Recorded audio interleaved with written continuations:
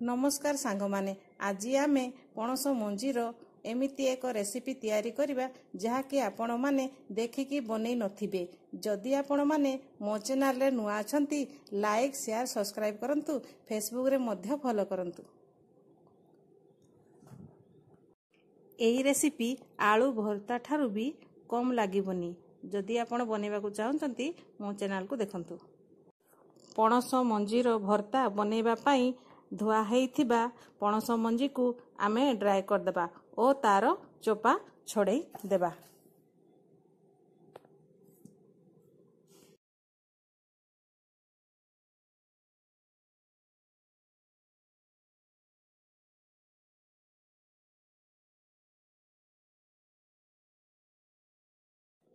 पणस मंजीर चोपा छड़ेबा परे मंजी गुड़िक एमिति देखा जाए।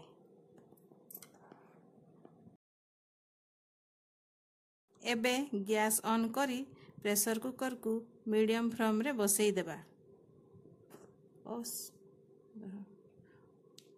ओ सेथिरे गोटे ग्लास पानी देबा।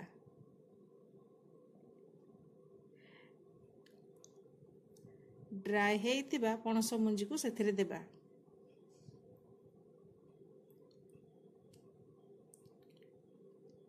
हाफ पिंच लूण मध्य सेथिरे देबा। प्रेशर कुकर ढांकुणी को लगेई 10 मिनिट पई लो फ्लेम रे छाड़ी देबा।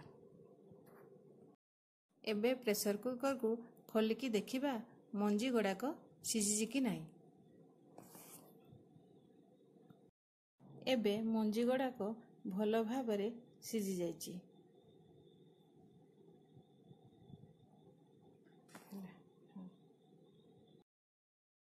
हाँ एबे बाउल रे काढ़ी देबा और कटा हेइतिबा प्याज मध्य देई देबा और सेथिरे 3टी लंका मध्य देबा।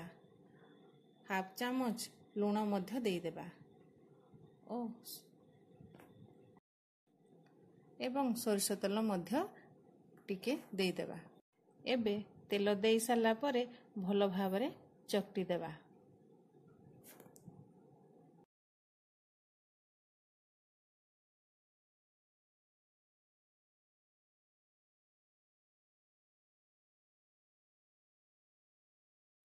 भलो भाबरे परे चकटी होई गला। एई रेसिपी आलू भर्ता ठारू भी किछि कम नुहे। एई भर्ता पखाळ भात कि गरम भात संगे खाइले भी भल लागिबो।